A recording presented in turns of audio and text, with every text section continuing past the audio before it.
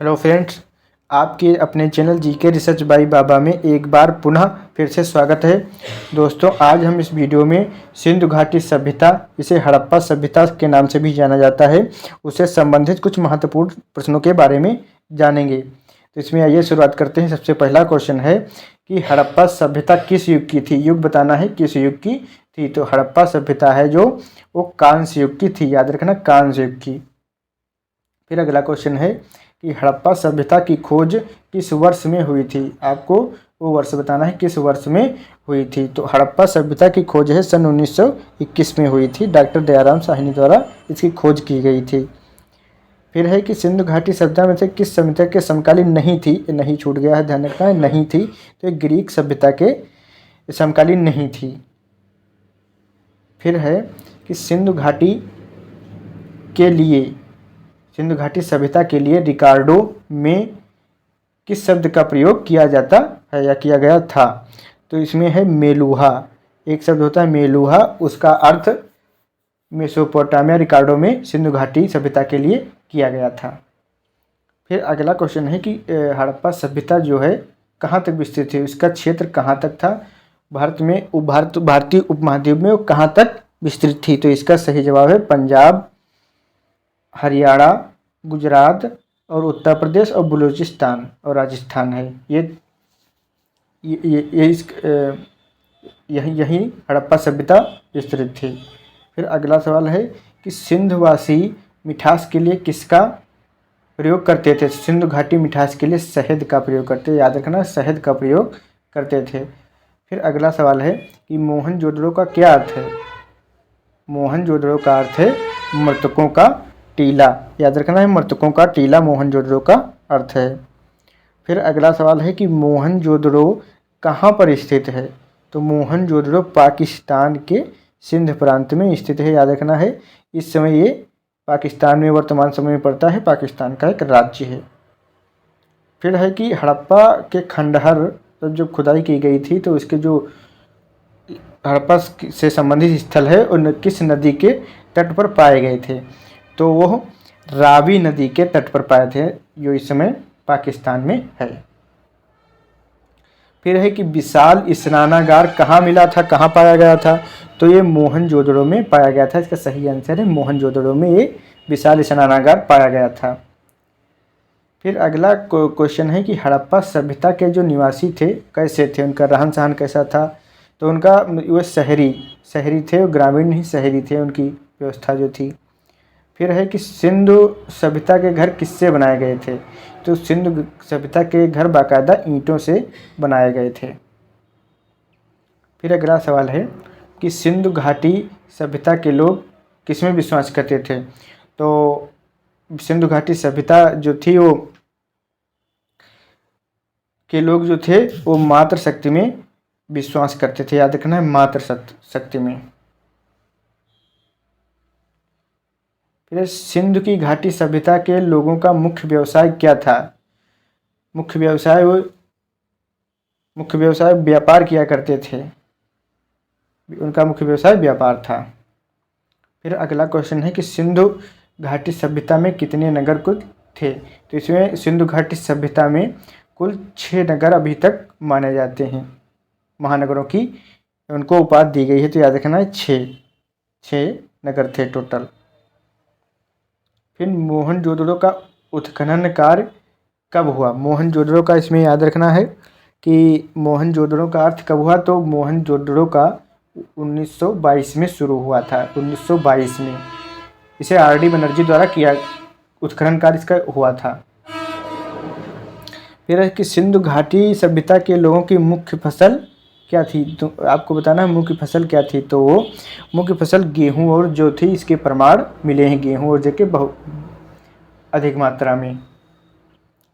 फिर है कि निम्नलिखित में से कौन सी सभ्यता अपने नगर नियोजन के लिए प्रसिद्ध है। तो जो सिंधु घाटी की सभ्यता है उसके लोग शहरों में रहते थे, इसलिए वो नगर नियोजन के लिए सिंधु घाटी की सभ्यता प्रसिद्ध है। फिर अगला सवाल है कि हड़प्पा सभ्यता लोथल किसके लिए प्रसिद्ध था। तो ये बंदरगाह के लिए प्रसिद्ध था। यहीं पर विदेशों से आई जो सामान आयात होता था यहीं पर उतरता था बंदरगाह में। तो बंदरगाह के लिए प्रसिद्ध था। इसे पत्तन नगर भी कहा जाता था लोथल को। फिर है कि सिंधु घाटी की सभ्यता में घोड़े के अवशेष कहाँ से मिले हैं। तो इसके जो घोड़े के अस्थिपंजर जो हैं वो सुरकोटदा से मिले हैं।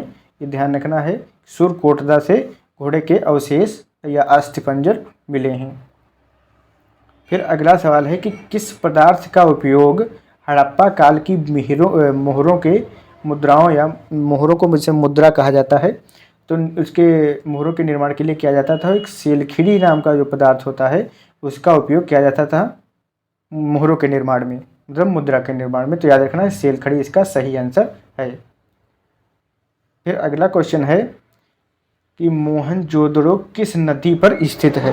तो आपको बताना है कि मोहनजोदड़ो किस नदी पर स्थित है। तो दोस्तों इस सिंधु नदी पर स्थित, यहाँ पर सिंह लिख गया है, वो सिंधु नदी है जो इसे आपको ध्यान रखना, सिंधु नदी, ठीक, सिंधु नदी पर है, ये गलत है, यहाँ पर सिंधु होना चाहिए, ठीक। तो सिंधु नदी पर मोहनजोदड़ो स्थित है के किनारे, ठीक। फिर मोहनजोदड़ो किसके द्वारा खोजा गया था। तो मोहनजोदड़ो जो है वो R.D. बनर्जी द्वारा खोजा गया था सन 1922 में। फिर है कि सिंधु घाटी सभ्यता का कौन सा पुरातत्व स्थल हिसार जिले में है। तो हिसार जिला ये हरियाणा राज्य में पड़ता है। तो उसमें के जो राखी गढ़ी वो पड़ता है स्थल ये हिसार जिले में। फिर अगला सवाल है कि निम्नलिखित में से कौन सा शहर हड़प्पा से संबंधित नहीं है, हड़प्पा सभ्यता से संबंधित नहीं है।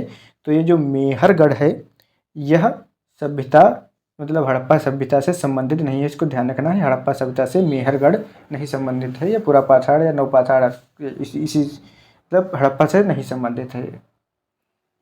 फिर है कि सिंधु घाटी सभ्यता का निम्न में से कौन सा स्थल भारत में नहीं है। जो इसमें वर्तमान समय में 1947 के बाद जो भारत में नहीं है वह हड़प्पा है। हड़प्पा नाम का जो जहाँ पर सबसे पहले खुदाई की गई थी उसी के नाम पर जो हड़प्पा सभ्यता से जाना जाता है। यह इस समय पाकिस्तान में है, ध्यान रखना है, ये पाकिस्तान में है। यही जो स्थल है भारत में नहीं पड़ता है।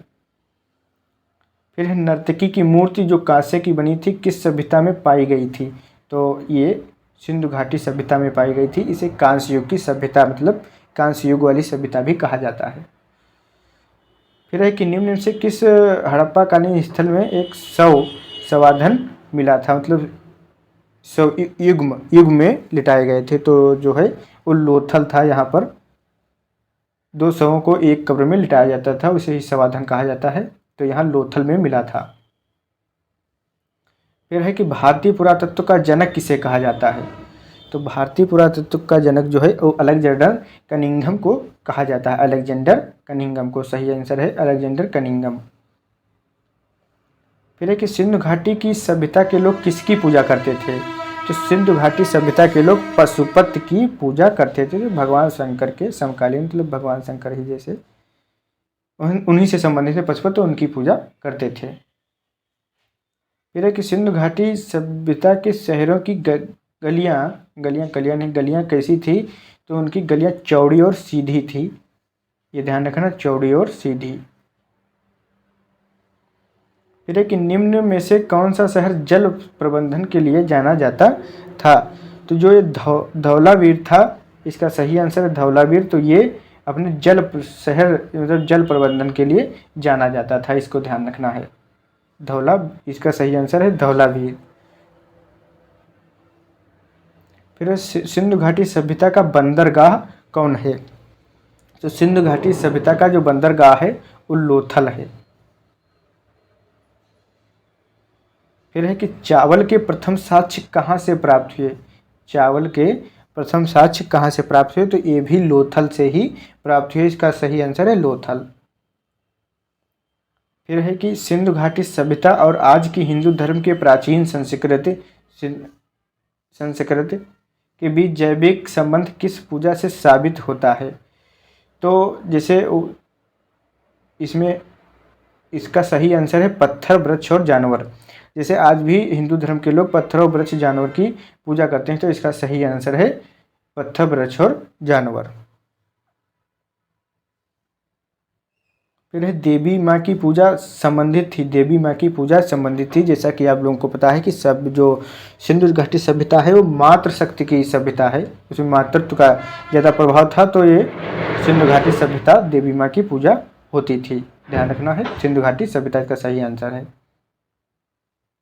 फिर मोहनजोदड़ो में सबसे बड़ा भवन सा कौन सा है? सबसे बड़ा भवन मोहनजोदड़ो में अन्नागार है, जिसमें अन्न रखा जाता था, स्टोर किया जाता था। फिर अगला सवाल है कि कालीबंगा कहाँ स्थित है? तो कालीबंगा जो है वो राजस्थान में स्थित है।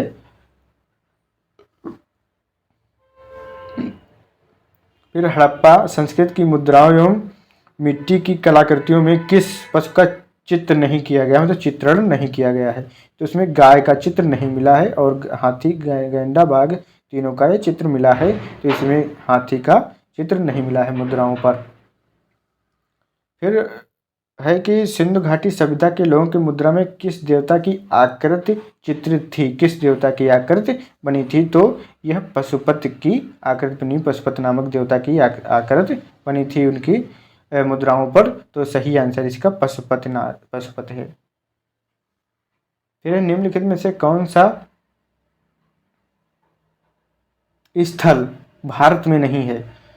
तो ये हड़प्पा स्थल भारत में नहीं है, पाकिस्तान में इसमें पड़ता है। अब इसमें फिर क्वेश्चन है कि कालीबंगा का अर्थ क्या है? तो कालीबंगा का अर्थ है काली चूड़ियाँ, याद रखना, काली चूड़ियाँ। सिंधु घाटी सभ्यता का ज्ञान हमें कैसे प्राप्त होता है? तो सिंधु घाटी सभ्यता का ज्ञान हमें पुरातात्विक उत्खनन से प्राप्त होता है, खुदाई से जो खंडहर मिले हैं उनका अध्ययन करने से ही प्राप्त होता है, तो इसका सही आंसर है पुरातात्विक उत्खनन से प्राप्त होता है। फिर है कि हड़प्पा सभ्यता में शीशा कहाँ से आयातित होता था? शीशा कहाँ से आयातित होता था? शीशा जो है वो ईरान देश से आता था सिंधु घाटी सभ्यता में। फिर है कि सिंधु घाटी के विनाश का सबसे प्रभावी कारण कौन सा रहा होगा? इसमें लगभग जैसी है, इसका कोई सटीक नहीं है ये कारण, तो इसे बाढ़ का कारण अभी तक माना जाता है कि बाढ़ के कारण ही सिंधु सभ्यता नष्ट हुई थी। दोस्तों, वीडियो देखने के लिए बहुत बहुत धन्यवाद। जय हिंद।